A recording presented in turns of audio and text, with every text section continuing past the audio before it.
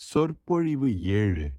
சாந்தி நிலையில் தஞ்சம் புகுந்தவர். புத்தர் சொன்னார், ஆமாம், சுபூதி. புத்தர்களுக்கு ததாகதர் கற்றுத் தந்த சிறப்பு தர்மங்கள் புத்தரின் வெறும் சிறப்பு தர்மங்கள் அல்ல. அதனால்தான் அவை புத்தர்களுக்கான சிறப்பு தர்மங்கள் என்று சொல்லப்படுகின்றன. புத்தர் கேட்டார், சுபூதி, நீரோடு போகிறவன் நீரோடு போவதன் பலன் என்னால் பெற முடியுமா என்று நினைத்து கொள்வானா? சுபூதி சொன்னார், இல்லை குருவே. ஏன் அப்படி? ஏனென்றால் அவன் எந்த தர்மத்தையும் வெல்லவில்லை. அதனால்தான் அவனை நீரோடு போகிறவன் என்கிறோம். கட்புலனாகவும் எந்த பொருளையோ ஓசையையோ வாசனையையோ சுவையையோ தொடு உணர்வையோ அல்லது மனதில் தோன்றும் பொருளையோ அவன் வெல்லவில்லை. அதனால்தான் அவன் நீரோட்டத்தோடு போகிறவன் என்று குறிப்பிடப்படுகிறான். பிரபுவே, அப்படி அந்த உணர்வு அவனுக்கு ஏற்படுமானால் என்னால் நீரோட்டத்தோடு போவதன் பலன் பெறப்பட்டது என்பது அவனுக்கு தோன்றும். அப்போது அவன் தன் சுயத்தை பற்றி கொள்வான், தன் இருப்பை பற்றி கொள்வான், தன் உயிரை பற்றி கொள்வான், தனது ஆளாகும் தன்மையை பற்றி கொள்வான். புத்தர் இவ்வாறு கேட்டார், என்னால் அருகத நிலை அடையப்பட்டது என்று அருகதற்கு தோன்றும் என்று நீ நினைக்கிறாயா சுபூதி? சுபூதி சொன்னார், இல்லை பிரபு, அவ்வாறு தோன்றாது. ஏன் அப்படி? ஏனென்றால் எந்த தர்மத்திற்கும் அருகத் என்று பெயர் இல்லை. அதனால்தான் ஒருவர் அருகதர் என்று குறிப்பிடப்படுகிறார். ஏன் அப்படி? சாந்தி நிலையில் வாழ்பவர்களில் முதன்மையானவன் நான் ஒருவன்தான் என்று ததாகதர் காட்டினார் குருவே. பிரபு, நான் பேராசையிலிருந்து விடுபட்ட அருகதன். அவ்வாறிருந்தும் நான் பேராசையிலிருந்து விடுபட்டவன் என்று எனக்கு தோன்றவில்லை. ததாகதர் என்னை பற்றி ஸ்பூதியின் நல்ல குடும்பத்தில் பிறந்தவன், சாந்தி நிலையில் வாழ்பவரில் முதன்மையானவன். இவன் எங்கும் வாழாதவன். அதனால்தான் இவன் சாந்தி நிலையில் வாழ்பவன் என்று அழைக்கப்படுகிறான் என்று குறிப்பிட்டார். நான் அருகத நிலையை அடைந்ததை உணர்ந்திருந்தால் அவர் இவ்வாறு குறிப்பிட்டிருக்க மாட்டார். பெரும்பாலோருக்கு வைர சூத்திரம் ஓர் அபத்தமாகத் தோன்றும், பைத்தியக்காரத்தனமாகத் தோன்றும். அது பகுத்தறிய முடியாதது. ஆனால் பகுத்தறிவுக்கு எதிரானது அல்ல. அது காரணங்களுக்கு அப்பாற்பட்டது. அதனால்தான் அதனை வார்த்தைகளில் வெளிப்படுத்துவது கடினமாக உள்ளது. ஒரு முறை விஸ்கி குடிக்கும், தொடர்ச்சியாக புகைக்கும், பாப்கார்ன் சுவைத்து கொண்டே இருக்கும் அமெரிக்க குருமார் ஒருவர் என்னுடன் தங்கியிருந்தார். என்னுடைய நூலகத்தில் அலைந்து கொண்டிருந்தவர் எதேச்சையாக வைர சூத்திரத்தை கண்டெடுத்தார். புத்தர் ஒரு மனநிலை சரியற்றவராக இருப்பார் போலிருக்கிறது. அவர் மனநிலை சரியில்லாதவராக இருப்பது மட்டுமல்லாமல் மனநிலை சரியில்லாத சீடர்களையும் வேறு கொண்டுள்ளார். என்னால் அவரது கூற்றை புரிந்து கொள்ள முடிகிறது. புத்தர் உங்களுக்கும் கூட பைத்தியம் போலத்தான் காட்சி தருவார். ஏனெனில் அவர் எதை சொல்ல முடியாதோ அதை சொல்ல முயலுகிறார். எளிதில் ஏமாற்றக்கூடிய ஏதோ ஒன்றை பிடிக்க முயற்சி செய்கிறார். அதனால்தான் இந்த விந்தையான பேச்சுக்கள். அவை விந்தை யானவைதாம். ஏனெனில் அவற்றை சொன்ன விதம் அப்படி, அவற்றை வெளிப்படுத்திய விதம் அப்படி. அவை எவ்வகையான பொருளையும் தரா, மேலோட்டமாக கூட தரா. அவற்றுக்கு அப்பால் உணர முடியவில்லை எனில் புத்தர் என்ன சொல்ல முயற்சி செய்கிறார் என்று புரிந்து கொள்வதற்கு மிகவும் கடினமாகத்தான் இருக்கும். நாம் எதை அனுபவித்தோமோ அதனைத்தான் புரிந்து கொள்ள முடியும். அதனை முழுமையாக முடியவில்லை எனினும் கூட பகுதியை உணர முடியும். அப்படி இல்லை எனில் நமது புரிந்து கொள்ளுதல் என்பது நமது அனுபவத்தின் அடிப்படையில்தான் அமையும். இப்போது சொல்வது நடந்தது. சார்லி முதல் முறையாக அன்று காலை பள்ளிக்கு சென்றான். அவன் திரும்ப வீட்டுக்கு வந்தபோது அவனுடைய தாய் கேட்டாள், நல்லது சார்லி, உனக்கு எப்படி பள்ளிக்கூடம் பிடித்திருந்ததா? எனக்கு மிகவும் பிடித்திருந்தது. ஆனால் எனக்கு வருகை பிரசன்ட் இன்னும் கிடைக்கவில்லை. என்னது, வருகை கிடைக்கவில்லையா? என்ன சொல்கிறாய்? ஆமாம், எனது ஆசிரியை என்னை பார்த்தவுடன் நீ இங்கே உட்கார்ந்தால் வருகை கிடைக்கும் என்றாள். காலை நேரமெல்லாம் உட்கார்ந்தேன், ஆனாலும் கூட வருகை கிடைக்கவில்லை. ஒரு சிறிய குழந்தையை புரிந்து கொள்ளும் உணர்வு என்பது அவ்வளவுதான். அதே போலத்தான் நீங்களும் இருக்கிறீர்கள். புத்தரை பொறுத்தவரையிலே நீங்கள் சிறு குழந்தைகள்தாம். அவரது பேச்சுக்களை பொறுத்தவரை நீங்கள் சிறுவர்கள்தாம். அவர் சொல்பவை எல்லாமே அவரது முடிவான அனுபவங்கள். நீங்கள் மிக மிக பொறுமையாக இருக்க வேண்டும். அதன் பின்னர்தான் உங்களுக்கு சில விஷயங்கள் உங்களது உணர்வில் புரிய ஆரம்பிக்கும். அவை மிக முக்கியமானவை.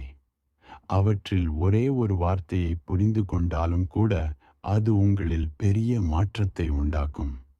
அது உங்களை வேரோடு மாற்றிவிடும்.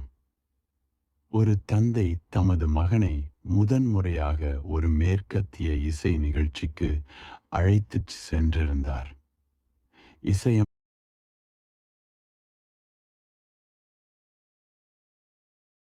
இசையமைப்பாளர் இசை நிகழ்ச்சி துவங்குவதற்காக தமது குச்சியை மேலும் கீழும் அசைக்கத் துவங்கினார்.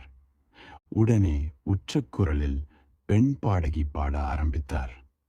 அந்த பையன் எல்லாவற்றையும் பார்த்துவிட்டு தனது தந்தையிடம் கேட்டான், ஏன் அப்பா அவர் குச்சியால் அந்த பெண்ணை அடிக்கிறார்? தந்தை பதிலளித்தார், அவளை குச்சியால் அடிக்கவில்லையே. உடனே மகன் திரும்ப கேட்டான், பின் ஏன் அந்த பெண் கதறுகிறாள்? உங்களது மனத்திலும் இவ்வகையான எண்ணங்கள் திரும்ப திரும்ப வரும். புத்தர் என்ன சொல்கிறார்? அவை முட்டாள்தனமாக இருக்கின்றனவே. அவை அர்த்தமுள்ளவையாகவே இல்லையே. அர்த்தத்துக்கு அப்பால் இருக்கிறதே.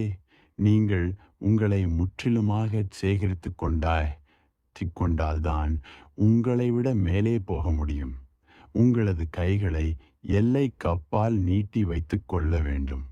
உங்களால் இவற்றில் ஒரே ஒரு துகளை பிடிக்க முடிந்தால் கூட உங்களது வாழ்க்கை முன்னர் போல இருக்காது. ஆனால் அது கடினம். இந்த பூமியில் நாம் வேரூன்றிவிட்டோம். நாம் மரங்களைப் போல வேரூன்றிவிட்டோம். புத்தர் ஒரு பறவையை போன்று தமது சிறகுகளால் வானத்தில் இருக்கிறார். இப்போது பூமியில் வேரூன்றிவிட்ட மரங்களெல்லாம் பூமியில் எந்தவித வேரும் இல்லாமல் போய்விட்ட அந்த பறவையின் செய்திகளை, வானத்தின் எல்லையை கண்ட அந்த பறவையின் செய்திகளை புரிந்து கொள்ள முயல்கின்றன.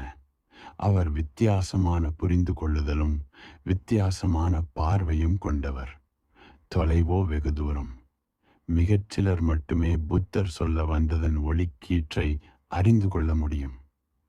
மதிப்பு வாய்ந்த சில விஷயங்கள் உங்களுக்கு சொல்லப்பட்டிருக்கின்றன. புரிந்து கொள்ள முடியவில்லை என்றால் உங்களால் புரிந்து கொள்ள முடியவில்லை என்றே பொருள். விஸ்கி அருந்தும், தொடர்ச்சியாய் புகைப்பிடிக்கும், பாப்கார்ன் சாப்பிட்டு கொண்டிருக்கும் குருமாரைப் போல புத்தர் மனநலமற்றவர் என்று சொல்லாதீர்கள். ஜாக்கிரதையாக இருங்கள். நீங்கள் புரிந்து கொள்ள வேண்டியதிலிருந்து விடுதலை அளித்து விட்டால் நீங்கள் இதுபோல சுலபமாக சொல்லக்கூடும். அதன்பின் இந்த வைர சூத்திரத்தை மூடி வைத்துவிட்டு தன்னை மறந்து போய்விடலாம். இது எனக்கு அப்பாற்பட்டது என்று சொல்வீர்களே, யானால் ஒரு சவால் காத்திருக்கிறது. நான் குழந்தைத்தனமானவன், விடலை பையன் போன்றவன். என்னால் புரிந்து கொள்ள இயலாது. நான் புரிந்து கொள்வதற்கு இன்னும் வளர வேண்டும். புத்தர் எப்படி மனநிலை சரியில்லாதவராக இருக்க முடியும் என்று சொல்வீர்களே, யானால் நீங்கள் வளர்கிறீர்கள் என்பதாக அர்த்தம். எப்போதும் நினைவில் கொள்ளுங்கள், இன்னொருவரை பற்றி முடிவெடுக்காதீர்கள். புத்தர் மனநிலை சரியில்லாதவராக இருந்தாலும் கூட அவரை ஒரு சவாலாக எடுத்துக்கொள்ளுங்கள். அதனால் நீங்கள் எதையும் இழக்கப் போவதில்லை. அவர் அப்படியே இருந்தாலும் கூட அவரை புரிந்து கொள்ளும் முயற்சியில் நீங்கள் உங்களது எல்லையை கடந்து வெகு தூரம் சென்றிருக்கிறீர்கள். அவர் மனநிலை சரியில்லாதவராக இல்லாது போனால் நீங்கள் ஏதோ ஒரு விலை மதிப்பற்ற ஒன்றை சந்திப்பதாக அர்த்தம். ஒரு கருவூலத்தின் மீது இடறி விழுந்ததாக பொருள். புத்தர் சொன்னார், ஆமாம், ஸ்பூதி, புத்தர்களுக்கு ததாகதர் கற்றுத்தந்த சிறப்பு தர்மங்கள் புத்தரின் வெறும் சிறப்பு தர்மங்கள் அல்ல. அதனால்தான் அவை புத்தர்களுக்கான சிறப்பு தர்மங்கள் என்று சொல்லப்படுகின்றன. இதில் உள்ள அபத்தத்தை பாருங்கள். ஆனால் இது முக்கியமானது. இது அர்த்தமுள்ளது. புத்தருக்கென்ற தர்மங்கள் யாவை? புத்தருக்கேற்ற பிரத்தியேக குணங்கள் என்ன? அவை என்னவென்றால் குணங்களே இல்லாததுதான். அவர் மிகவும் சாதாரணமானவர். அவரை நீங்கள் கடந்து செல்லும்போது அடையாளம் கூட கண்டுகொள்ள முடியாது. அவர் நிகழ்த்தி காட்டுபவர் அல்லர். அவர் அரசியல்வாதி அல்லர். அவர் நடிகர் அல்லர். அவருக்கு அகங்காரம் என்பது இல்லை. அவர் தம்முடைய முக்கியத்துவத்தை யாருக்கும் காண்பித்து சம்மதம் பெற வேண்டிய அவசியமில்லாதவர். அவர் இல்லாமலே போய்விடுவார். அதுவே அவரது இருப்பினை தெரிவிக்கும். அதனால்தான் இந்த கூற்று அபத்தமாக தோன்றுகிறது. அவருடைய குணம் என்னவெனில் அவர் இல்லாமல் போனது போலவே இருப்பார். அவர் நடக்கும்போது யாருமே அவருடன் நடக்க முடியாது. அவர் பேசுவார், ஆனால் யாருமே அவருடன் பேச முடியாது. அங்கு அமைதி நிலவும். அது தடையே படாது. ஜென் துறவிகள் புத்தர் ஒரு வார்த்தை கூட உதிர்த்தது கிடையாது என்கிறார்கள். பிறகு புத்தர் 45 வருடங்கள் தொடர்ச்சியாக பேசிக்கொண்டே இருந்தார் என்றும் சொல்கிறார்கள். அவரை யாராவது மிஞ்ச முடியும் என்றால் அது நானாகத்தான் இருக்க முடியும். வேறு யாராலும் மிஞ்ச முடியாது. நான் உங்களுக்கு சொல்கிறேன், நானும் கூட ஒரு வார்த்தை பேசியது கிடையாது. ஜென் துறவிகள் சொல்வது சரியானதுதான். நான் எனது அனுபவத்திலிருந்து அவர்கள் சொல்வதை ஒத்துக்கொள்கிறேன். நான் உங்களுக்கு சொல்லிக் கொண்டே போகிறேனே தவிர எனது ஆழ்மனத்தில் ஓர் அமைதிதான் நிலவுகிறது. பேரமைதி. நான் சொல்வது என்னையே தொந்தரவு செய்யாத அளவுக்கு அமைதி. நான் பேசும்போது கூட அமைதி அங்கிருக்கிறது. ஒரு சிறிய குமிழ் கூட உருவாவதே இல்லை.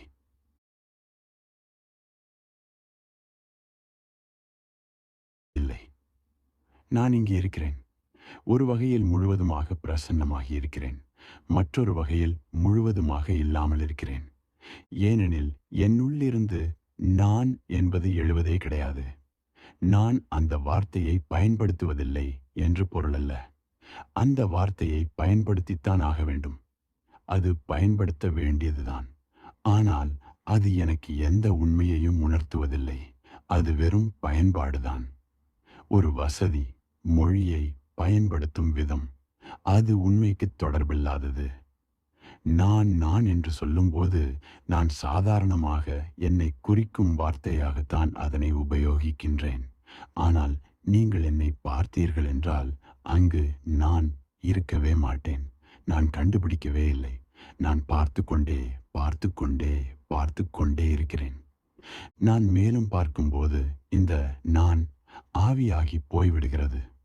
நாம் நம்மை உள்ளுக்குள் பார்க்காத போதுதான் நான் இங்கிருக்கிறது. அது நீங்கள் பார்க்காத போதுதான் இருக்கிறது. நீங்கள் எந்த கணத்தில் பார்த்தீர்களோ அப்போதே நான் மறைந்து போகிறது. அது விளக்கை ஒரு இருட்டறையில் கொண்டு வந்தவுடனே இருள் மறைந்து போகிறதே, அப்படித்தான் உள்ளுக்குள் பார்ப்பது இருக்கிறது. அது ஒரு விளக்கு, ஒரு ஜுவாலை. நீங்கள் அங்கே இருட்டை பார்க்கவே முடியாது. உங்களுடைய நான் இருக்கிறதே, அது வேறொன்றுமில்லை. சுருக்கப்பட்ட இருள்தான் அது. புத்தரின் அடிப்படையான குணம் என்பது, புத்த தர்மம் என்பது, அவரது தனிப்பட்ட சுபாவம் என்பது அவர் இல்லாமல் போய்விடுவதுதான். அவருக்கென்று எதுவும் வைத்துக் கொள்ளாமை. அவர் விவரிக்க இயலாதவர். நீங்கள் அவரை என்ன சொல்லி விவரித்தாலும் அது நியாயமானதாக இருக்காது.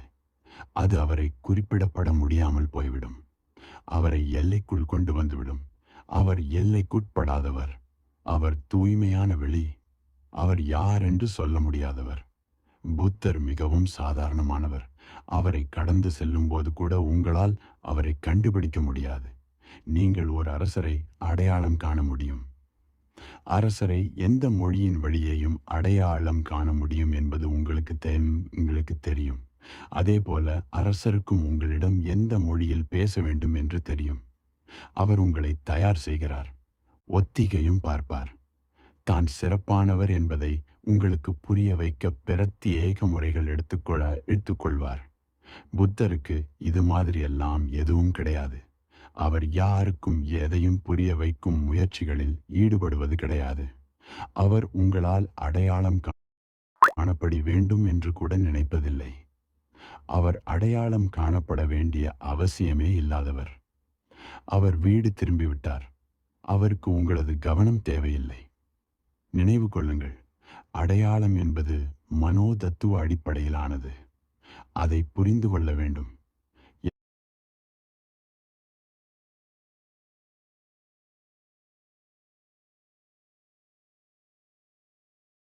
வேண்டும் எதற்காக மக்கள் அவ்வளவு கவனத்தை ஈர்க்க வேண்டும்?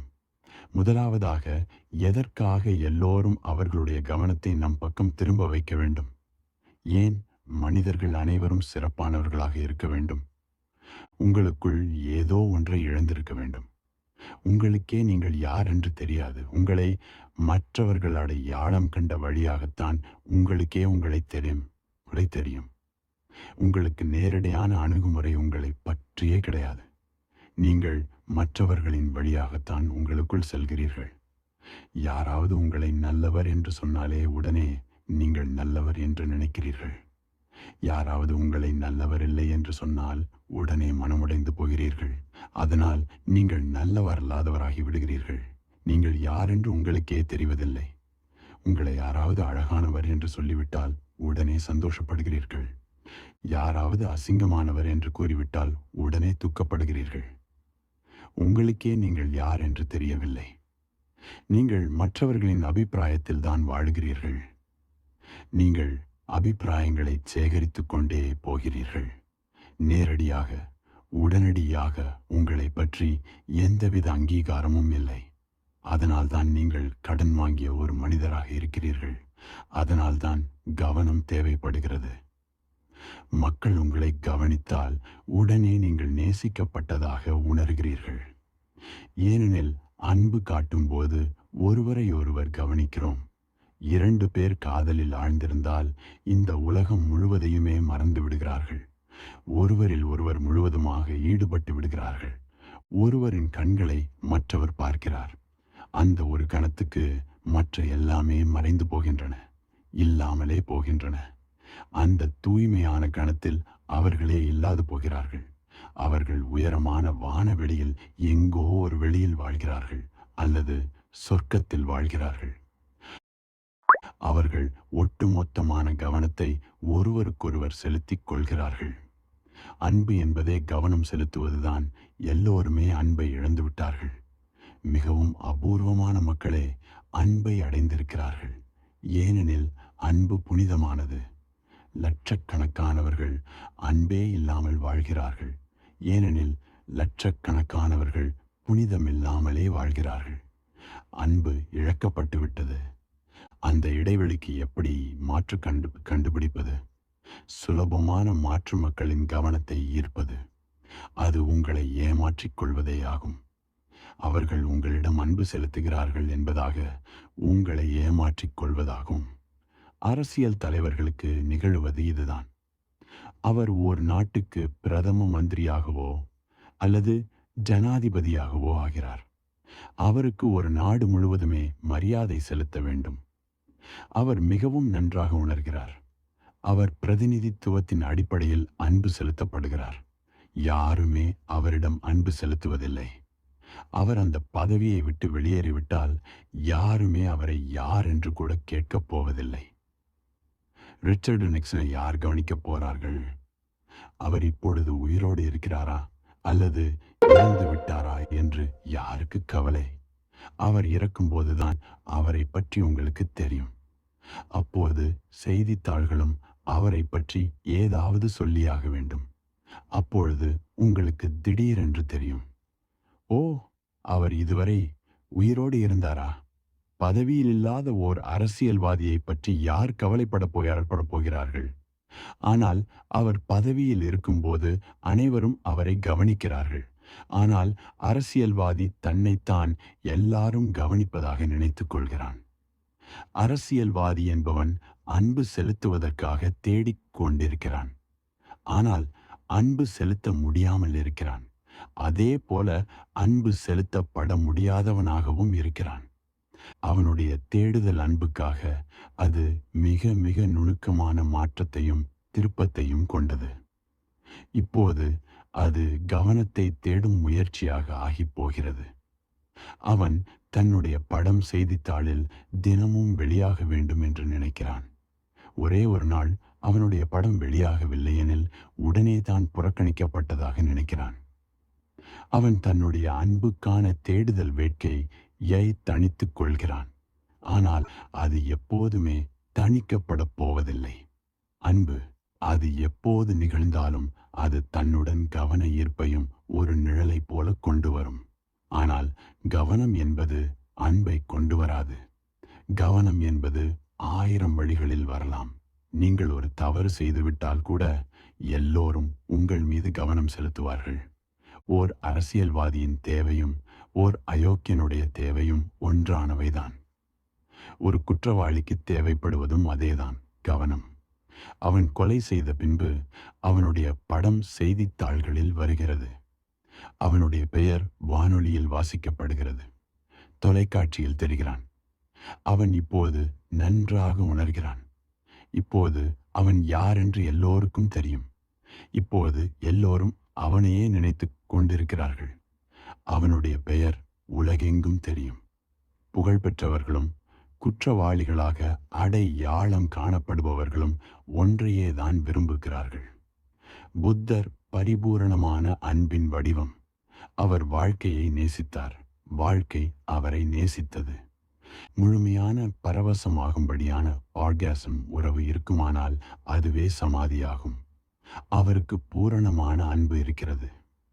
உடல் ரீதியான அன்போ அல்லது மனம் ரீதியானதாகவோ அல்லாமல் முழுமையானதாக பகுதியானதாக இல்லாத அன்பு.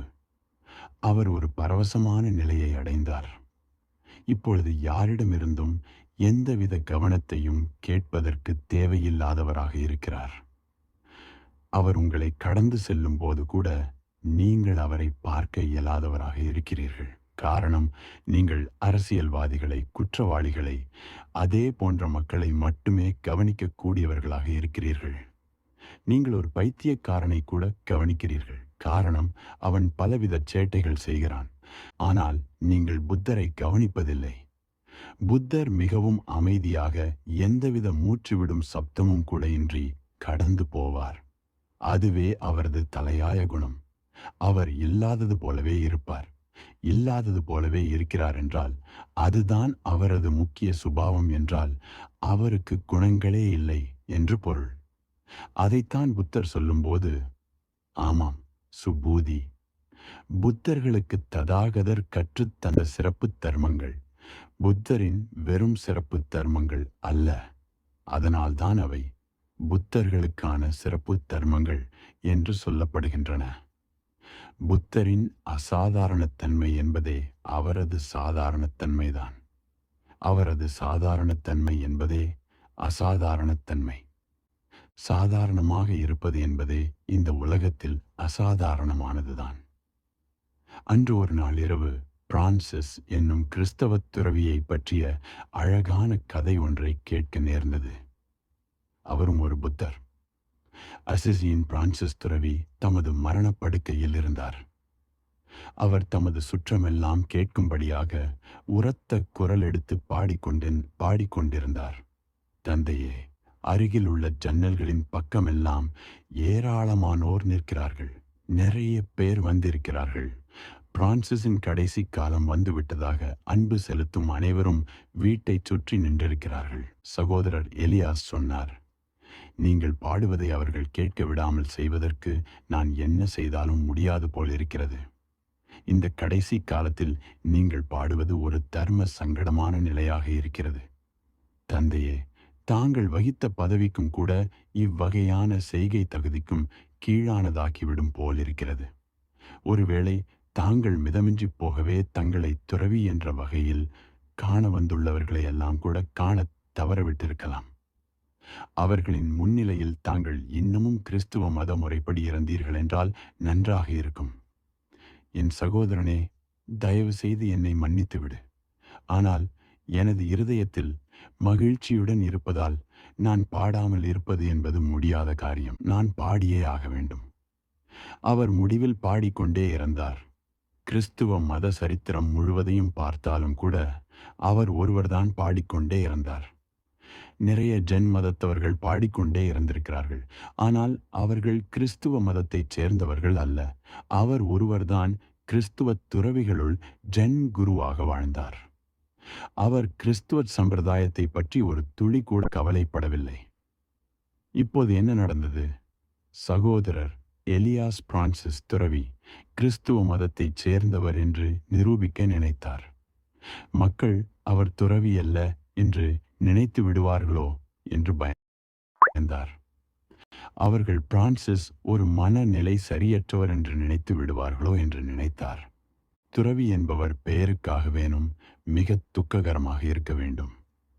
கிறிஸ்தவர்கள் சோகமாக காட்சி தரும் துறவிகளைத்தாம் நம்புவார்கள்.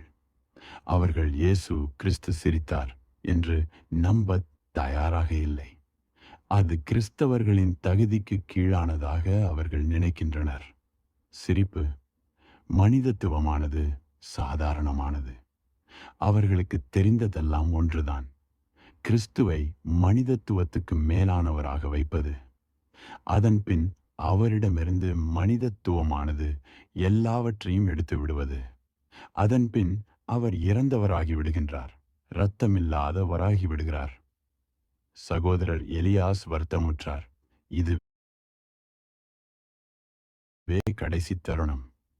பிரான்சிஸ் இப்பொழுது இறந்து போக தமக்கு பின்னால் ஓர் அவ பெயரை விட்டுச் செல்லப் போகிறார்.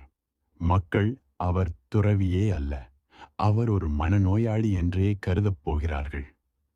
அவர் மிகுந்த வருத்தமுற்றதன் காரணம் அவர் எப்படியாவது நிரூபிக்க வேண்டும் என்று நினைத்ததுதான்.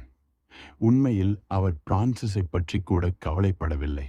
அவரது கவலையெல்லாம் தம்மை பற்றியும் மதச் சடங்குகளை பற்றியும் தான். நமக்கு பின்னால் மிகவும் தர்ம சங்கடமாக இருக்கப் போகிறது. நாம் எப்படி மக்களுக்கு பதில் சொல்லப் போகிறோம்? கடைசி தருணங்களில் என்ன நடந்தது என்று அவர்கள் கேட்டால் என்ன பதில் சொல்வது? அவர் தம்மை பற்றி கவலைப்பட்டார். குரு மனநிலை சரியில்லாதவராக இருப்பின் சீடனை பற்றி என்ன சொல்வது? அவர் ஒரு சீடர். ஆனால் இரண்டு வெவ்வேறு தளங்களை பாருங்கள். இரண்டும் முற்றிலுமாக வெவ்வேறு தளங்கள். எலியாஸ் மக்களின் அபிப்பிராயத்தைத்தான் முக்கியமாக கருதினார். அவருக்கு தம்முடைய குரு மகத்தான குரு என்று நிரூபிப்பதில்தான் குறிக்கோள். துறவிகளில் எல்லாம் மகத்தான துறவியாக நிரூபிப்பதற்கு அவருக்கு ஒரே வழிதான் தெரிந்தது. அவர் மிகவும் ஆழ்ந்த யோசனையுடன் கூடிய வாழ்க்கையை மிகவும் யோசித்து ஏற்றுக்கொள்ளக்கூடிய வகையில் கொஞ்சமும் சிரிக்காத, சங்கீதம் இசைக்காதவராய், நடனமாடாத, இப்படி சித்தரிப்பதில்தான் அவருக்கு நாட்டம் இருந்தது. அவர் மிகவும் மனிதத்துவம் மிகுந்தவராக, சாதாரணமானவராகவே இருந்தார். சாதாரண மக்கள் மன்னிக்கப்படலாம். ஆனால் பிரான்சிஸ் துறவியை போன்றவர்கள் சாதாரணமானவர்கள் அல்லவே. ஆனால் பிரான்சிஸ் துறவி வித்தியாசமான பார்வை கொண்டவராக, சாதாரணமானவராக இருந்தார். தயவு செய்து என்னை மன்னியுங்கள் சகோதரனே. நான் என் உள்ளத்துக்குள்ளே, இதயத்தினுள்ளே மிகவும் மகிழ்ச்சியுடன் இருக்கிறேன். நான் பாடுவதை தவிர்க்க இயலாது என்று சொன்னார். உண்மையில் பிரான்சிஸ் துறவி பாடவில்லை, அவர் பாடலாகவே மாறிவிட்டார். அதனால்தான் அவரால் தவிர்க்க முடியவில்லை. அவரால் கட்டுப்படுத்திக் கொள்ள இயலவில்லை. அங்கு அவரை கட்டுப்படுத்தவும் யாருமில்லை. அங்கு சங்கீதம் நிகழ்ந்தது என்றால் சங்கீதம் நிகழ்ந்ததுதான்.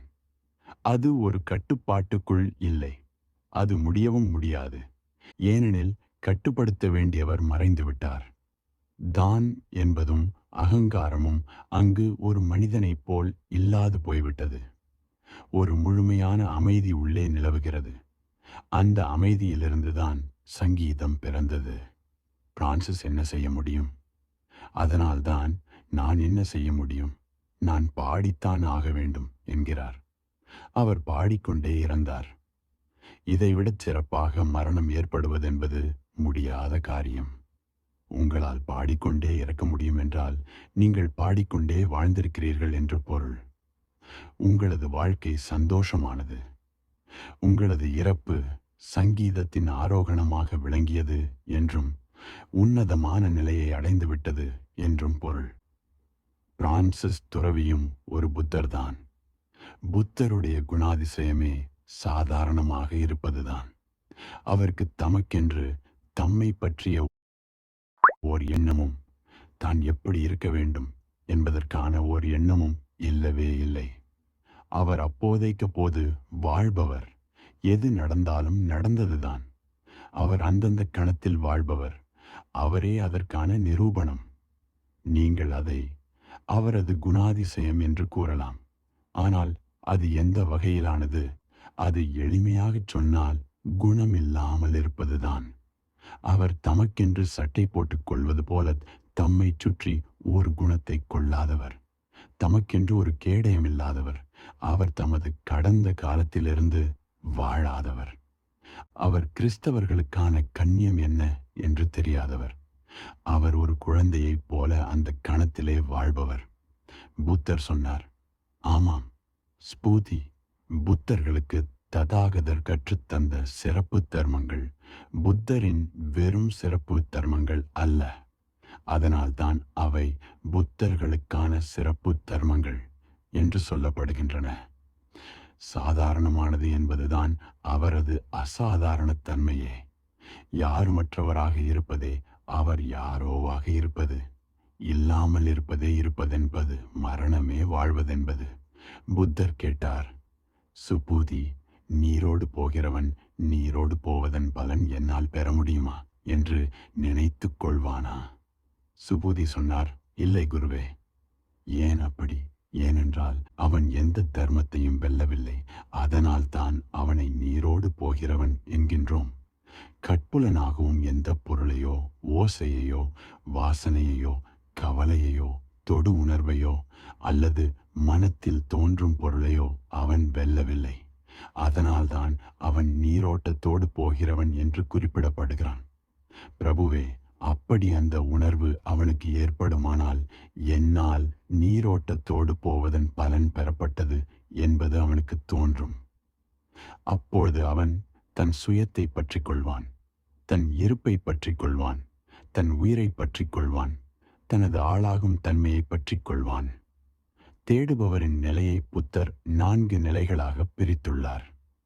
முதல் நிலையை ஸ்ட்ரீம் வினர், நீரோட்டத்தை வென்றவர் என்கிறார். நீரோட்டத்தை வென்றவர் என்றால் புத்தரது எல்லைக்குள் நுழைந்துள்ளவர். அது ஆரம்ப நிலையில் இருப்பவரை குறிப்பது. அது துறவியாக இருப்பவரை குறிப்பது. அவரை ஏன் நீரோட்டத்தை வென்றவர் என்று குறிப்பிட வேண்டும்? ஏனெனில் அவர் இனிமேலும் கரையில் நிற்பவராக இல்லை.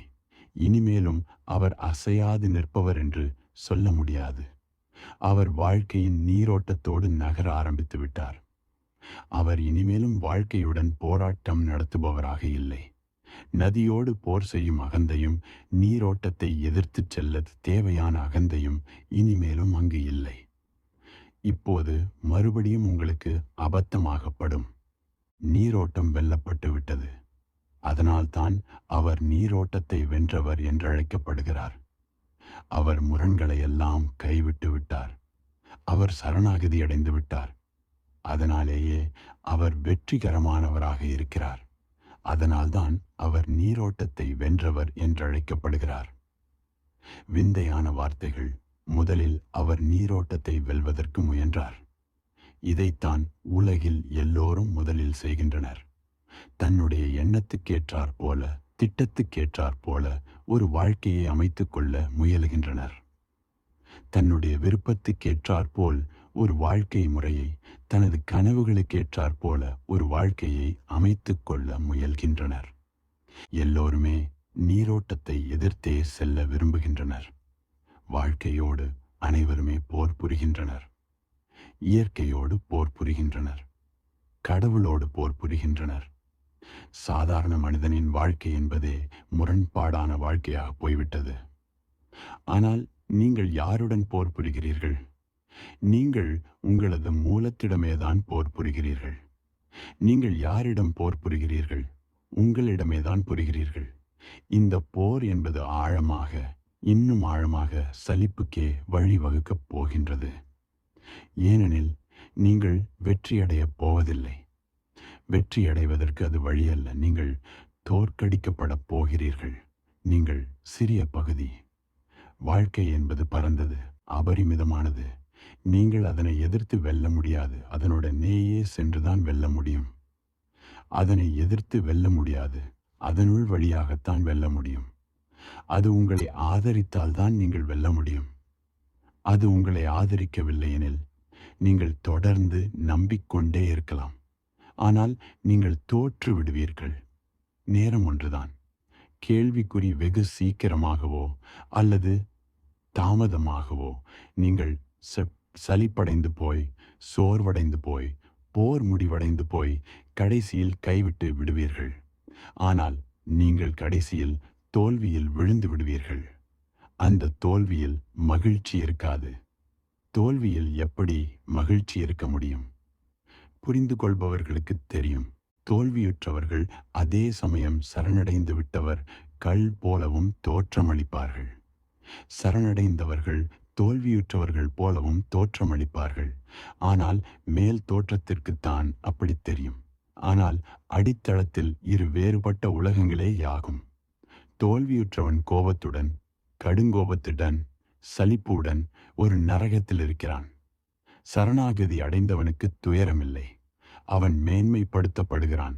அவன் பரவச நிலையில் இருக்கிறான். அவனுக்கு போர் முழுவதுமே அபத்தமானது என்று தெரியும்.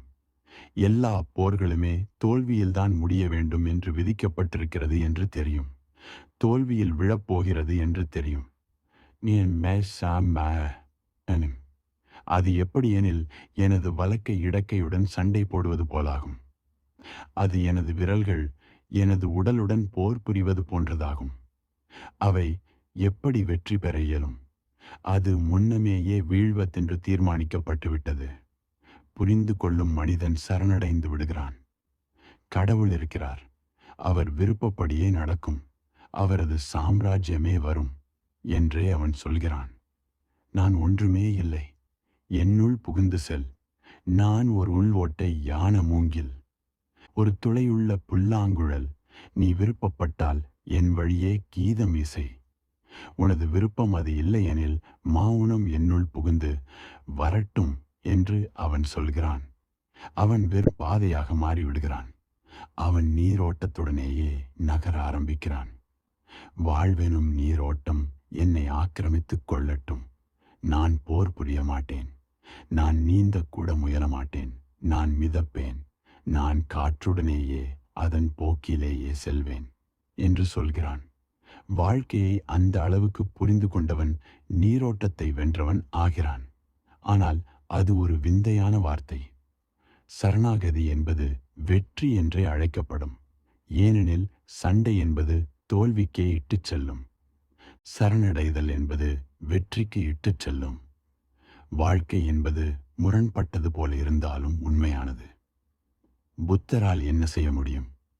வாழ்க்கை முரண்பட்டதுதான். சரணடைந்தவர்கள் எல்லாரும் வெற்றி அடைந்தவர்களாகவே இருக்கிறார்கள். போர் புரிந்தவர்கள் எல்லோரும் கடைசியில் ஒரு நாள் தன்னுடைய சக்தியை எல்லாம் இழந்து போய் முடிவில் வெற்றியின் அடையாளம் கூட இல்லாதவர்களாகி போகிறார்கள். நினைவில் வையுங்கள், அலெக்சாண்டர் தோல்வியுற்றார். ஆனால் பிரான்சிஸ் தோல்வியுறவில்லை. நெப்போலியன் தோல்வியுற்றார். ஆனால் ஜீசஸ் தோல்வியுறவில்லை. செங்கிஸ்கானும் டாமர்லேனும் தோற்றனர். ஆனால் புத்தர் தோல்வியுறவில்லை. உண்மையான சரித்திரம் என்பது தோல்வியை பற்றி செங்கிஸ்கான், டாமர்லேன், அலெக்சாண்டர் ஆகியோரை பற்றி கவலைப்படக்கூடாது. உண்மையான சரித்திரம் என்பது புத்தரை பற்றி, பிரான்சிஸை பற்றி, இயேசுவை பற்றி தான் கவலைப்பட வேண்டும். இவ்வுண்மையானவர்கள் அனைவரும் வெற்றி பெற்றார்கள். ஆனால் அவர்களின் வெற்றி சரணடைதலின் மூலம் கிடைத்தது. சற்றே நினைத்து பாருங்கள். நீங்கள் சண்டையிடாத போது கிடைக்கும் அழகையும் தயாள குணத்தையும் சற்றே நினைத்து பாருங்கள். நீங்கள் அந்த நதியினூடே செல்லும் போது கிடைக்கும் அழகை பாருங்கள். அது உங்களை கடலுக்கு எடுத்துச் செல்லும். அது கடலுக்குத்தான் போகிறது. நீங்கள் அனாவசியமான பாவனைகள் செய்கிறீர்கள். அது ஏற்கனவே போய்கொண்டுதான் இருக்கிறது. நீங்கள் அதனுடனேயே சென்று கடலை அடைகிறீர்கள், முடிவை அடைகிறீர்கள், எல்லையை அடைகிறீர்கள். சரணடைத்தல் என்பதுதான் நீரோட்டத்தை வென்றவன் முடிவாக அடைந்த பலன் என்று புத்தர் கூறுகிறார். இரண்டாவது நிலை என்பது என்னவெனில் திரும்ப வந்தவன், ஒன்ஸ் ரிட்டர்னர். மூன்றாவது நிலை திரும்பவே வராதவன், நெவர் ரிட்டர்னர். நான்காவது நிலை அர்ஹாத். அர்ஹாத் நீரோட்டத்தை வென்றவன் என்பவன் 3 தலைகளிலிருந்து மீண்டு விடுகிறான். முதலாவதாக அகங்காரம், தனித்தன்மை, தனக்கென்று தனியாக ஒரு குணம் என்னும் எண்ணம். இயல்பாகவே எல்லா வகையான போர்களுக்கும் இதுவே மூல காரணம். இரண்டாவதாக ஆணைகளுக்கும் சடங்குகளுக்கும் கட்டுப்பட்டு வாழ்தல். நிறைய மக்கள் மத நம்பிக்கைகளை கைக்கொள்பவர்கள் ஆணைகளுக்கும் சடங்குகளுக்கும் கட்டுப்பட்டு வாழ்கிறார்கள். அவர்களுக்கு மதத்தை பற்றி ஒன்றுமே தெரியாது. சடங்குகள் என்பது மதமாகாது. ஆணைகள் என்பவை மதங்களாக முடியாது. மதம் என்பதே முற்றிலும் வேறுபாடான வாழ்க்கையாகும். பிரக்ஞையுடன் கூடிய வாழ்க்கையாகும். அன்போடியைந்த வாழ்க்கையாகும். கருணையுடன் கூடிய வாழ்க்கையாகும். ஆனால் உங்களை சுற்றி பார்த்தீர். கலையானால் லட்சக்கணக்கான மக்கள் மாதா கோயில்களுக்கும் ஆலயங்களுக்கும் மசூதிகளுக்கும் குருத்வாராக்களுக்கும் பிரார்த்தனை செய்வதற்காக இதை செய்வதற்கோ அல்லது அதை செய்வதற்கோ சென்று கொண்டிருப்பதை பார்க்கலாம். அவையெல்லாமே சடங்குகள். மதம் என்பது இல்லாததாகும். நான் ஒரு பழமையான இந்திய கதை ஒன்றை கேள்விப்பட்டிருக்கிறேன். ஒரு மனிதன் தனது இறந்து போன தந்தைக்கு சிரார்த்தம் செய்து கொண்டிருந்தானாம். சிரார்த்தம் என்பது தந்தை இறந்து போகும்போது அவரது கடைசி யாத்திரைக்காக பிரார்த்தனை செய்யும் ஒரு சடங்காகும். அந்த சடங்கின் போது அவர்களது வளர்ப்பு நாய் அங்குமிங்கும் சுற்றி கொண்டிருந்தது. அந்த நாயினால் சடங்கு எங்கே கெட்டு போகுமோ என்ற பயத்தில் ஆசிரத்தையோடு எழுந்து அந்த நாயை வெளியே ஒரு கம்பத்தில் கட்டி போட்டு விட்டான். பல வருடங்களுக்கு பிறகு அந்த மனிதன் இறந்தபோது அவனுடைய மகன் சிரார்த்தத்தை செய்யும் முறை வந்தது. ஒவ்வொன்றையும் நுணுக்கமாக கடைபிடிக்க எண்ணிய அந்த மகன் தன்னுடைய அருகிலுள்ள இடத்திலிருந்து ஒரு நாயை பிடித்து வர முடிவு செய்தான். ஏனெனில் அவனுக்கு அது மிகவும் முக்கியமானது என்று தெரியும். என்னுடைய தந்தைதான் செய்யும் சிரார்த்தத்தை நூடே பாதியில் எழுந்து இதை செய்தார். அவர் அந்த நாயை கம்பத்தில் கட்டிய பின்பு எவ்வளவு மகிழ்ச்சியுடன் தமது பிரார்த்தனையை தொடர்ந்தார் என்று எண்ணினான். அவன் எதையும் இழக்க விரும்பவில்லை. சடங்குகள் முழுமையுடன் இருக்க வேண்டும். இந்த சடங்கு நடைபெறும் இந்த நேரத்தில் வளர்ப்பு நாய் ஏதுமில்லை. எனவே அவன் அண்டை பிரதேசத்துக்கு ஓடிப்போய் ஒரு தெரு நாயை பிடிக்க வேண்டியதாயிற்று. அதே போல ஒன்றை பிடித்து வந்து வெளியில் உள்ள ஒரு கம்பத்தில் சிரத்தையோடு கட்டிவிட்டு தனது சிரார்த்தத்தை மிகுந்த திருப்தியோடு முடித்தான். அந்த குடும்பத்தில் பரம்பரை பரம்பரையாக இந்த சடங்கு பின்பற்றப்பட்டு வருகிறது. உண்மையில் அந்த குடும்பத்தினத்தில் இந்த நாய் சடங்கு மிக முக்கியமான ஒரு சடங்காகி போனது. இதுபோலத்தான் எல்லாம் நடக்கின்றன. மக்கள் பிரக்ஞை இல்லாமல் நடந்து கொள்கின்றனர். உங்களது தந்தை ஏதோ ஒன்றை செய்கின்றார். அவரது தந்தைகளுக்கு தந்தைகளும் ஏதோ ஒன்றை செய்கின்றனர்.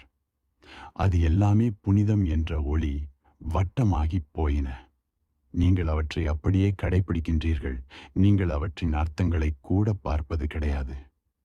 எனது தந்தையே அப்பா என்று இயேசு அழைத்தார். நீங்களும் அதே போன்று அழைக்கிறீர்கள். ஆனால் அது அர்த்தமற்றது. உங்களுக்கு அது போன்ற இதயமில்லை. சடங்குகள் எல்லாமே மேலோட்டமானவை. உங்களுக்கு கடவுளை அப்பா என்று அழைக்கும் அளவுக்கு இதயமில்லை. அப்பா என்ற வார்த்தை அர்த்தமுள்ளது என்று சொல்ல முடியாது. ஆனால் உள்ளத்திலிருந்து அன்பு வெளிப்பட வேண்டும். அங்கு அந்த உணர்விருக்குமானால் அந்த வார்த்தையை கூட உச்சரிக்க தேவையில்லை. உணர்வு மட்டும் போதுமானது. அந்த உணர்வு அங்கு இல்லையெனில் சடங்கு இறந்ததாகி போகிறது. நான் கேள்விப்பட்டிருக்கிறேன். ஒரு 4 வயது குழந்தையை படுக்கையில் கிடத்தியவுடன் அது தனது கைகளை கூப்பிக்கொண்டு பிரார்த்தனை செய்ய துவங்கியது. தவறுதலாக அது வாய்ப்பாட்டை சொல்ல ஆரம்பித்து விட்டது. அதுதான் செய்த தவற்றை உணர்ந்து ஒரு புன்னகையுடன் மேலே பார்த்துவிட்டு, அதை அழித்து விடுங்கள் என்று சொல்லிவிட்டு உறங்கப் போகும் முன் சொல்லும் பிரார்த்தனை யைஸ் சொல்ல ஆரம்பித்தது. சடங்குகள் என்பவை அது போன்றவைதாம். அது உங்களுக்குள் வளர்வதில்லை, வெளியிலிருந்து திணிக்கப்படுகின்றன. நீங்கள் அதை மறுபடியும் மறுபடியும் திரும்பச் செய்கிறீர்கள். அவை எந்திரத்தனமாகி போகின்றன. புத்தர் நீரோட்டத்தை வெல்பவன் கைவிடப்பட வேண்டியதாக சிலவற்றை சொல்கிறார். அதில் ஒன்றுதான் அகங்காரம். இரண்டாவதாக வெறும் சடங்குகளுக்காக வாழ்வது. மூன்றாவதாக சந்தேகமும் குழப்பமும். சந்தேகப்படும் மனம் ஓய்வெடுக்கவே முடியாது. சந்தேகப்படும் மனம் சரணடைய முடியாது. சந்தேகப்படும் மனம் முழுமையாக இருக்கவே முடியாது. அதன் ஒரு பகுதி போர் புரிந்து கொண்டே இருக்கும். ஒரு பகுதி இல்லை என்று சொல்லிக்கொண்டே இருக்கும். சந்தேகப்படும் மனம் ஒரு முழுமையான ஆமாம் என்று சொல்லவே சொல்லாது. அதுவே நீரோட்டத்தை வென்றவரின் அடிப்படையாகும். வாழ்க்கைக்கு ஒப்புக்கொள்வது, எந்த ஒரு நிபந்தனையும் போடாமல் ஒப்புக்கொள்வது, எளிதாக ஒப்புக்கொள்வது. உங்களது மனம் ஒப்புக்கொள்வது, பிரார்த்தனை ஒன்றே போதும். அமைதியாக உட்கார்ந்து வாழ்க்கையை ஒப்புக்கொள்கிறீர்கள் என்றால் அதுவே போதுமானது. அதற்கு மேல் ஒன்றும் தேவையில்லை. சடங்குகள் தேவையில்லை. இந்த மூன்றும் நீரோட்டத்தை வெல்ல வேண்டியவர்கள் விட்டுவிட வேண்டும். பின் இரண்டாவதாக திரும்ப வருபவர்கள். திரும்ப வருபவர்கள் என்றால் ஒரு முறை இறந்து மீண்டும் திரும்ப வருகிறவர்கள் என்று பொருள். அவர் பொறாமை, சிற்றின்பங்களில் நாட்டம், வீண் பிடிவாதம் ஆகியவற்றை கைவிட வேண்டும். ஆனால் அவர் மீண்டும் ஒரு முறை வருவார். மூன்றாவது நிலையாக திரும்பவே வராதவர். திரும்ப வராத ஒருவர் என்று பொருள். அவர் வாழ்க்கையின் மீதுள்ள இச்சையை, மற்றொரு பிறவியின் மீதுள்ள இச்சையை, ஏதோ ஒன்றாக ஆக வேண்டும் என்ற இச்சையை கடக்க வேண்டும். நான்காவது நிலையாக ஆர்ஹாத் குறிப்பிடப்படுகிறது. இல்லாதவராக, யாரும் இல்லாதவராக, ஒன்றுமற்றவராக இருப்பதே இந்த நிலை. இவர் புத்தராகிவிட்டார் என்று பொருள். புத்தர் சுபூதியை இந்த 4 நிலைகளை பற்றி கேட்கிறார். அவர் கேட்கிறார். புத்தர் கேட்டார், சுபூதி, நீரோடு போகிறவன் நீரோடு போவதன் பலன் என்னால் பெற முடியுமா என்று நினைத்துக் கொள்வானா? சுபூதி சொன்னார், இல்லை குருவே. ஏன் அப்படி? ஏனென்றால் அவன் எந்த தர்மத்தையும் வெல்லவில்லை. அதனால்தான் அவனை நீரோடு போகிறவன் என்கிறோம். கட்புலனாகவும் எந்த பொருளையோ, ஓசையையோ, வாசனையையோ, கவலையையோ, தொடு உணர்வையோ அல்லது மனத்தில் தோன்றும் பொருளையோ அவன் வெல்லவில்லை. நான் சரணடைந்து விட்டேன் என்று நீங்கள் சொன்னால் சரணடையவில்லை என்று பொருள். ஏனெனில் நீங்கள் எப்படி சரணடைய முடியும்? நீங்கள் சரணடையும்படியாக ஆகிவிட்டது. அந்த நான் என்பதுதான் சரணடைய வேண்டும். நீங்கள் நான் சரணடைந்து விட்டேன் என்று சொல்ல முடியாது. அது உங்களால் தான் நிகழ்ந்ததெனில் அது சரணடைந்ததாக இருக்காது. மக்கள் என்னிடம் வந்து, நாங்கள் எப்படி உங்களிடம் சரணடைவது என்று கேட்கிறார்கள். நான் அவர்களிடம், உங்களால் சரணடைய முடியாது என்றுதான் சொல்கிறேன். சரணடைய தடையாக இருப்பதே நீங்கள் தாம் என்று சொல்கிறேன். நீங்கள் அதன் வழியிலிருந்து விலகி இருக்கும்போது சரணடைதல் என்பது நிகழ்ந்துவிடும் என்கிறேன். சரணடைவது என்பது செய்ய வேண்டிய ஒன்றோ அல்லது செய்ய முடியும் ஒன்றோ அல்ல. அது ஒரு செய்கையே அல்ல. சரணடைவது என்பது புரிந்து கொள்ளுவதாகும். சரண் என்பது புரிந்து கொள்ளுதல் ஆகும். நான் என்பதே எப்போதும் போர் புரியும் மனோபாவமாகும். நான் என்பதால் எப்போதுமே போர் புரியாமல் இருக்க இயலாது. அது போரினூடேதான் இருக்கும். அது போரில்தான் வாழ முடியும். அது சண்டையை சார்ந்தே இருக்கிறது. ஒன்று நீங்கள் இன்னொருவருடன் சண்டை செய்து கொண்டிருப்பீர்கள், அல்லது ஒரு மாறுதலுக்காக உங்களுடனேயே சண்டை செய்து கொண்டிருப்பீர்கள். அதைத்தான் உங்களது குருமார்கள் மடாலயங்களில் செய்து கொண்டிருக்கின்றனர். அவர்கள் இந்த உலகத்தில் சண்டையிடுவதில்லை. அவர்கள் யாருடனும் சண்டை செய்வதில்லை. அவர்கள் இந்த உலகத்தையே துறந்து விட்டவர்கள். அதனால் இப்போது தனக்குள்ளேயே சண்டை செய்து கொண்டிருக்கிறார்கள். அவர்களது உடல் சொல்லும், இப்போது நான் பசியாயிருக்கிறேன் என்று. ஆனால் அவர்கள் இல்லை என்று சொல்வார்கள். இப்போது இதுதான் சண்டை. இப்போது அகங்காரம் என்பது புதிய வழியில் உருவாகிறது. அகங்காரம் இப்போது சொல்லும், நான் இப்போது எனது உடலை மிக அழகாக கட்டுப்பாட்டில் வைத்திருக்கிறேன். நான் தான் எஜமானன், எனது உடல் இப்போது அடிமை என்று. உங்கள் கண்கள் சோர்வுடன், நாங்கள் இப்போது உறங்க வேண்டும் என்று சொல்லும்.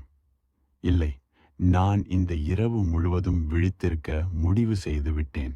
அதுவே என தியானம். நான் ஒரு குறிப்பிட்ட தியானத்தில் இருக்கிறேன். நான் இப்போது உறங்க முடியாது என்று நீங்கள் சொல்வீர்கள்.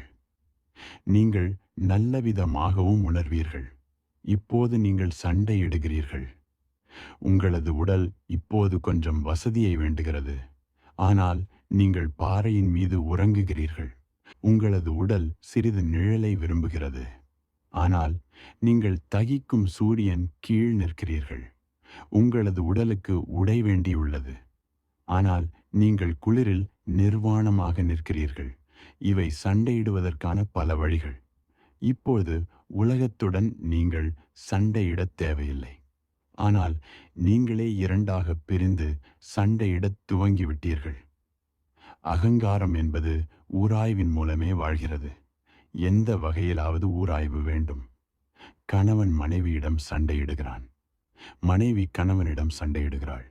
இவை அகங்காரத்துக்கு தீனி போடுவதைத் தவிர வேறொன்றுமில்லை.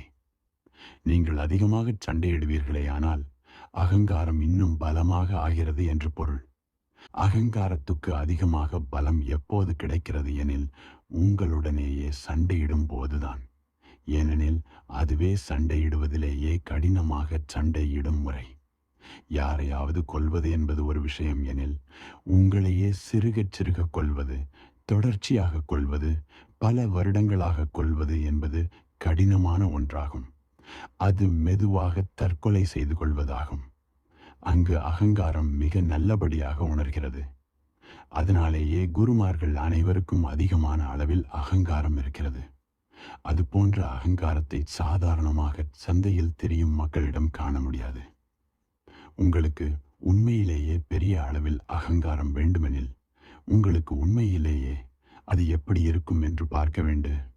மேனில் இமாலயத்திற்கு சென்று அங்குள்ள குகைகளில் பார்த்தால் தெரிந்து கொள்வீர்கள். சரணடைந்து விட்ட மனிதன் என்பவன் நான் சரணடைந்து விட்டேன் என்று சொல்லவே மாட்டான். அவன் சரணடைதல் என்பது நிகழ்ந்து விட்டது என்றே சொல்வான். ஏனெனில் நீங்கள் நான் என்பதை விட்டுவிட்டீர்கள். அதனால்தான் நீங்கள் சரணடைந்தவர் என்று சொல்லப்படுகிறீர்கள். நீங்கள் நான் சரணடைந்து விட்டேன் என்று சொல்லிக்கொள்ள முடியாது. நீங்கள் அப்படி சொன்னால் மொத்த குறிக்கோளுமே வீணாகிவிட்டதென்று பொருள். அவன் பொருளைப் போல எதையுமே வெற்றி கொள்ளவில்லை. உண்மையில் வெற்றி பெறுவதை விட வெற்றி பெறுவது என்ற எண்ணத்தை விட்டுவிட்டார் என்றே பொருள். அதனாலேயே அவர் நீரோட்டத்தை வெற்றி கொண்டவராகிறார். அவர் சண்டை முழுவதையுமே விட்டுவிட்டார். போர் முழுவதையுமே விட்டுவிட்டார். பற்பல ஆயுள்களாக புரிந்து வந்த போரை, மொத்த திட்டத்தையுமே விட்டுவிட்டார். அவர் இனிமேலும் அவற்றிலெல்லாம் அக்கறை காட்ட மாட்டார். அவர் இனிமேலும் எதையும் காண்பித்து, இதை வென்றுவிட்டேன் பாருங்கள், இதுவே என் வெற்றி என்று சொல்ல மாட்டார். அவர் தமது ராஜாங்கம் என்று தாம் வெற்றி கொண்டது எதையும் காட்ட மாட்டார். அவர் கண்ணுக்கு தெரியும் எதையும் வென்று விடவில்லை. கண்ணுக்கு புலப்படும் எதையும் வெல்வதை விட அவர் அகங்காரத்தை விட்டுவிட்டதுதான் உண்மை. அவர் தமது அகங்காரத்தை தொலைத்து விட்டார். ஆனால் அந்த அகங்காரத்தை தொலைத்தல் என்பதில்தான் பெரிய வெற்றியே இருக்கிறது. ஆனால் அந்த வெற்றியில் அவர் எதையும் தமது என்று சொல்லிக்கொள்ள முடியாது. இல்லை குருவே, ஏன் அப்படி? ஏனென்றால் அவன் எந்த தர்மத்தையும் வெல்லவில்லை. அதனால்தான் அவனை நீரோடு போகிறவன் என்கிறோம். நான் வெற்றி பெற்றுவிட்டேன், நான் சரணாகதி ஆகிவிட்டேன் என்று எந்த கணத்தில் நினைக்கிறாயோ, நீ அந்த கணத்திலேயே நான் என்ற புதிய ஒன்றை தனது என்பதை மறுபடியும் உருவாக்கிவிட்டதாகவே அர்த்தம். மறுபடியும் நீங்கள் அகங்காரத்தின் வழியே செல்லத் துவங்கிவிட்டதாக அர்த்தம். மறுபடியும் தான் என்ற உணர்வை கொண்டு விட்டீர்கள் என்பதாக அர்த்தம். இந்த ஆங்கில வார்த்தையான பெர்செப்ஷன் என்பது மிகவும் அழகானது. அது பெர்கேப் மற்றும் காபியோ என்ற வார்த்தைகளிலிருந்து வந்தது. இதற்கு பொருள் பிடித்துக் கொள்ளுதல், கைப்பற்றுதல், ஆக்கிரமித்தல், முற்றுகையிடுத்தல் என்பதுதான். எந்த கணத்தில் நீங்கள் கைப்பற்றுகிறீர்களோ அப்போதே நீங்கள் அகங்காரத்தை கைப்பற்றிவிட்டதாக, அகங்காரம் உங்களை கைப்பற்றிவிட்டதாக பொருள். மறுபடியும் அந்த பழைய குப்பைக்கே திரும்பிவிட்டீர்கள். மொத்த விஷயமுமே தொலைந்து போகிறது. நீங்கள் இனிமேலும் நீரோட்டத்தை வென்றவர்களாக இருப்பதில்லை. இந்த வகையில் புத்தர் மீண்டு வந்தவர்கள், மீண்டே வராதவர்கள் ஆகியோரை பற்றியும் கேட்கிறார். அதே காரணத்துக்காக நான் அவற்றை விட்டுவிட்டேன். அவற்றை சூத்திரத்தில் எடுத்துக்கொள்ளவில்லை. முடிவாக புத்தர் இவ்வாறு கேட்டார்: என்னால் அருகத நிலை அடையப்பட்டது என்று அருகதற்கு தோன்றும் என்று நீ நினைக்கிறாயா சுபூதி? ஸ்பூதி சொன்னார்: இல்லை பிரபு, அவ்வாறு தோன்றாது. ஏன் அப்படி? ஏனென்றால் எந்த தர்மத்திற்கும் அருகத் என்று பெயரில்லை. அதனால்தான் ஒருவர் அருகதர் என்று குறிப்பிடப்படுகிறார். ஏன் அப்படி? சாந்தி நிலையில் வாழ்பவர்களில் முதன்மையானவன் நான் ஒருவன்தான் என்று ததாகதர் சுட்டி காட்டினார் போல.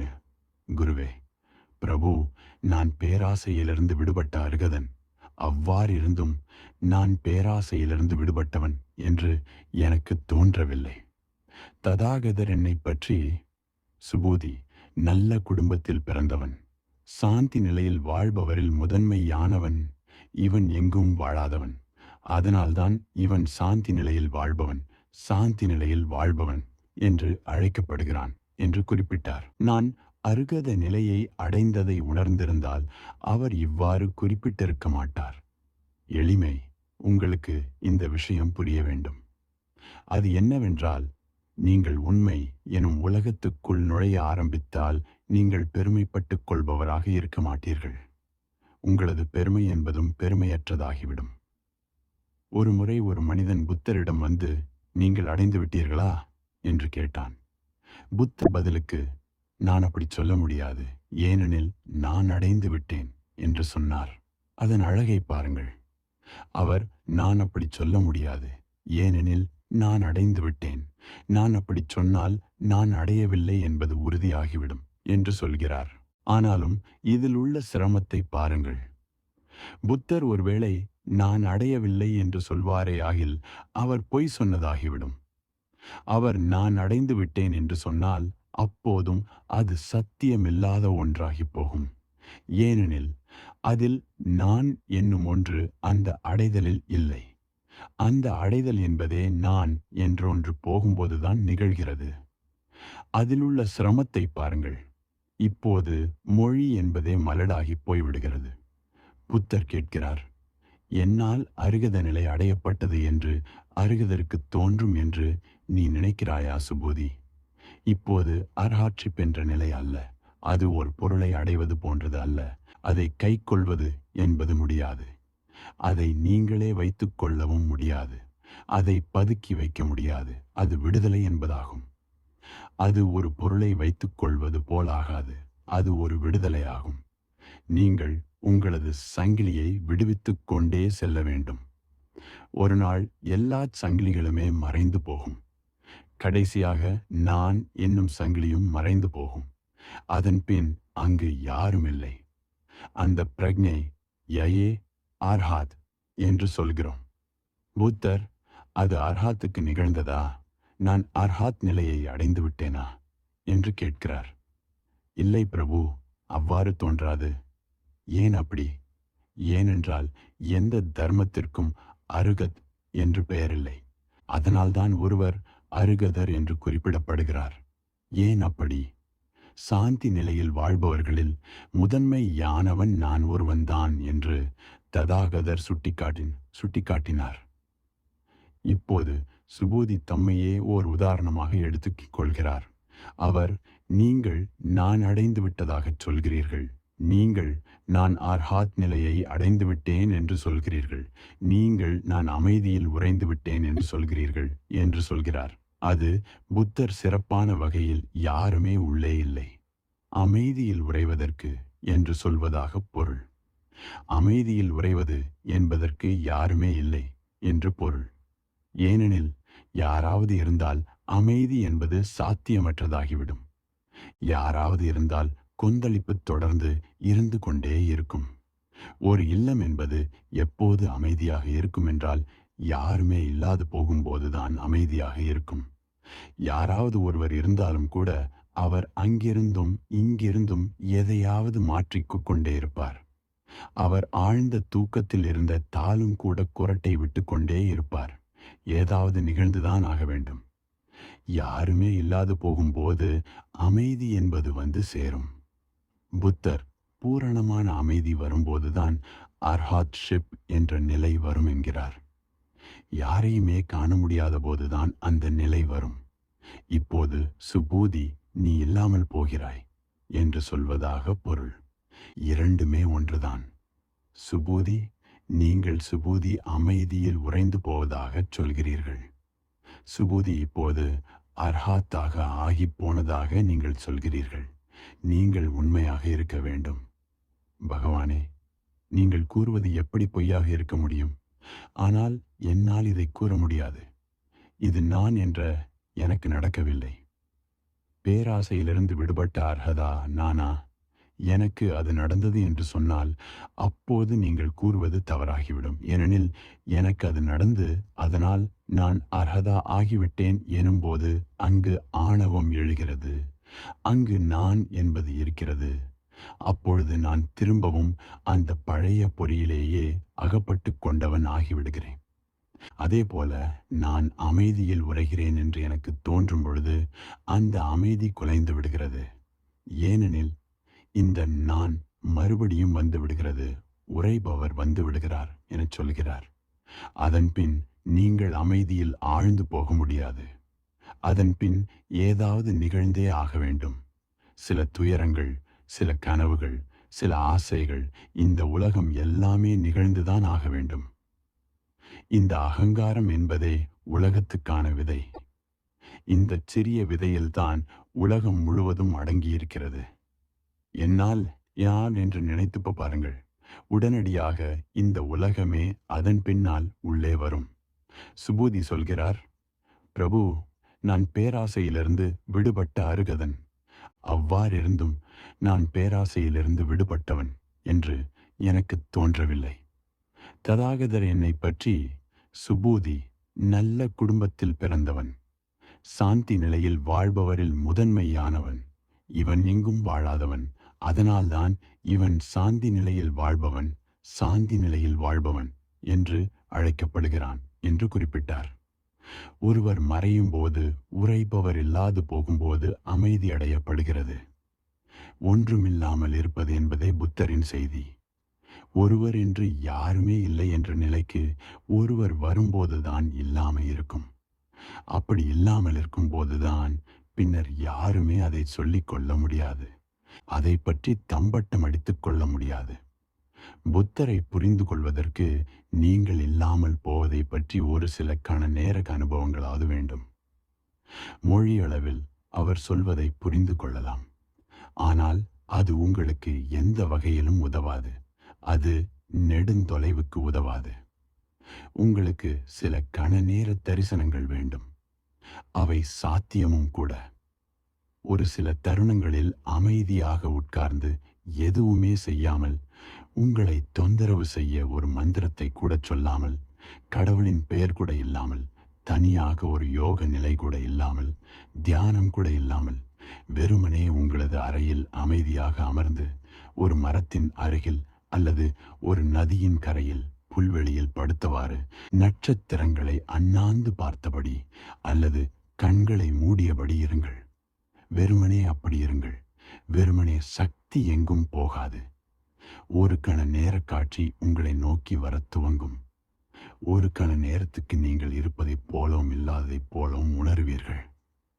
நீங்கள் நீங்களாகவே அதே சமயம் நீங்கள் இல்லாமலும் இருப்பீர்கள். முதல் தடவையாக நீங்களாகவும் நீங்கள் இல்லாமலும் இருப்பீர்கள். பின்னர் புத்தர் முரணாக தோற்றமளித்தாலும் உண்மையாக இருக்கிறார் என்று தெரிந்து கொள்வீர்கள். நீங்கள் நீங்கள் இல்லாத போதுதான் நீங்களாக இருக்கிறீர்கள். எல்லாம் இல்லாமல் போகும்போதுதான் எல்லாம் இருக்கவும் செய்கிறது. அகங்காரம் முற்றிலுமாக மறைந்து போகும்போது நீங்கள் முழுமையடைகிறீர்கள். நீங்கள் தாம் எல்லாமாகவும் இருக்கிறீர்கள். நீங்கள் ஒரு துளியாக மறைந்து ஒரு கடலாக மாறுகிறீர்கள். ஒரு பக்கத்தில் மறைந்து மறுபக்கத்தில் வருகிறீர்கள். இது முதல் தடவையாக நடக்கிறது. ஞானம் என்பது ஒரு மரணமும் உயிர்த்தெழுதலும் கூட. அவை இரண்டுமே ஒரே சமயத்தில் அருகருகே நடக்கின்றன. இங்கு மரணம் நடைபெறும்போது கூடவே உடனே உயிர்த்தெழுதலும் நடைபெறுகிறது. ஆனால் நீங்கள் இதை ருசி பார்க்க வேண்டும், இதை அனுபவிக்க வேண்டும். இந்த வார்த்தைகள் வெறும் வார்த்தைகள் அல்ல. இவை வெறும் அறிவுரைகளோ அல்லது தத்துவங்களோ மட்டுமல்ல. அவை நடைமுறையில் இருக்கும் அனுபவங்கள். எனக்கு உங்களது இடையூறுகள் புரிகின்றன. உங்களில் அநேகர் நீங்கள் சூஃபிகளை பற்றி பேசுகையில் எங்களது இதயங்கள் நடனம் புரிகின்றன. ஆனால் இந்த வைர சூத்திரத்தை பற்றி பேசுகையில் எங்களது இதயம் நடனம் ஆட மாட்டேன் என்கிறதே என்று கேள்விகள் கேட்டுள்ளீர்கள். இது மேன்மையானது. இது இன்னும் அபூர்வமானது. சூஃபிகளை நீங்கள் புரிந்து கொள்ள முடியும். அவர்கள் உங்களுக்கு அருகில் உள்ளார்கள். அவர்கள் காதலை பற்றி மனசி பேசுகிறார்கள். நீங்கள் காதல் என்ற வார்த்தையை கேள்விப்பட்டுள்ளீர்கள். நீங்கள் காதலை பற்றி கேள்விப்பட்டாவது இருக்கிறீர்கள். உங்களுக்கு காதல் என்றால் என்ன என்பதை பற்றி கொஞ்சமாவது கருத்து புரிந்து வைத்துள்ளீர்கள். உங்களால் சூஃபிக்களின் அன்பை பற்றி புரிந்து கொள்ள முடியாது. அவர்கள் குறிப்பிடுவது எதை என்று தெரியாது. ஆனாலும் உங்களுக்கு அன்பை பற்றி கொஞ்சம் தெரியும். நீங்கள் எதை பற்றி குறிப்பிடுகிறீர்கள் என்றாவது தெரியும். காதலை பற்றி கேள்வியுறும் போதே உங்களது இதயம் உருக ஆரம்பிக்கிறது. ஆனால் புத்தரின் இந்த வார்த்தைகள் இன்னமும் மேன்மையானவை. ஆனால் எல்லோரையும் பொறுத்தவரையில் அப்படி இல்லை. சில கேள்விகள் தாம் சிலிர்த்து போனதாக வந்திருக்கின்றன. அது அவர்களை பொறுத்தது. நீங்கள் பிரசாத்தை கேட்கலாம். அவரது இதயம் வைர சூத்திரத்தை கேட்டு நடனமாடி இதய அதிர்ச்சியே வரும் அளவுக்கு ஆடிப்போயிருக்கிறது. நீங்கள் பிரதீபாவை கேட்கலாம். ஒன்றை நினைவில் வையுங்கள். நான் இங்கு பல மக்களுக்காக பேசுகிறேன். அவர்கள் பல வகையானவர்கள். அவர்களது அணுகுமுறையும் வெவ்வேறானது. சில சமயங்களில் அவை உங்களுடன் ஒத்துப்போகும். சில சமயங்களில் உங்களுடன் ஒத்துப்போகாது. உங்களுடன் ஒத்துப்போகாமல் இருக்கும்போது நீங்கள் பொறுமையை கடைபிடிக்க வேண்டும். ஏனெனில் அது உங்களுடன் ஒத்துப்போகும்போது மற்றவர்களுடன் ஒத்துப்போகாமல் இருக்கலாம். அப்போது அவர்கள் பொறுமையாக இருக்க வேண்டும். நான் பல பேருக்காக பேசுகிறேன். நான் உங்களுக்காக உங்களுடன் மட்டும் பேசவில்லை. நான் லட்சக்கணக்கான இங்கில்லாதவர்களுக்காகவும் பேசுகிறேன். அவர்களையும் இந்த வார்த்தைகள் அடையும். சில சமயங்களில் விஷயங்கள் மிக கடினமாக அணுகவே முடியாத அளவுக்கு தோன்றுமே. ஆனால் பொறுமையாக இருங்கள், கவனியுங்கள். ஒருவேளை உங்களது இதயம் நடனமாடாமல் இருக்கலாம். ஒருவேளை அது இதயத்தை விட இன்னமும் மேன்மையானதாக அல்லது ஆழமாக இருக்கலாம். தலைக்கு பொருத்தமானதாக சில விஷயங்களும் இதயத்துக்கு பொருத்தமானதாக சில விஷயங்களும். சில விஷயங்கள் இதற்கெல்லாம் அப்பாற்பட்டதாகவும் இருக்கலாம். இவை அப்பாற்பட்ட வகையைச் சார்ந்தவை. அப்பாற்பட்டது என்பதே கடினமானது. உங்களுக்கு தலைக்கு உகந்தவை சிலவற்றை தெரியும். இதயத்துக்கு உகந்தவை சிலவற்றைத்தான் தெரியும். ஆனால் இதற்கெல்லாம் அப்பாற்பட்டு இருப்பவை தெரியாது. ஆனால் இந்த வார்த்தைகள் அபூர்வமானவை. வைர சூத்திரம் என்பதே வைரம்தான். உலக இலக்கியங்களிலேயே மிகவும் மதிப்பு வாய்ந்தவை. யாருமே இது போன்று பேசியதில்லை. யாரும் இந்த அளவுக்கு உயரமாக போனதில்லை. ஆனால் உங்களால் இந்த அளவுக்கு உயரமாக போக முடியாதென்றாலும் உங்களை மூடிக்கொள்ளாதீர்கள். சிரத்தை கொள்ளுங்கள், முயற்சி செய்யுங்கள். நீங்கள் சிறிது தூரமே செல்ல முடிந்தாலும் கூட அதை இப்போதே செல்லுங்கள். நீங்கள் தெரியாததை நோக்கி சில அடிகளை எடுத்து வைக்க முடியும் என்றாலும் கூட அதுவும் உங்களை வளப்படுத்தும். இன்றைக்கு இது போதும்.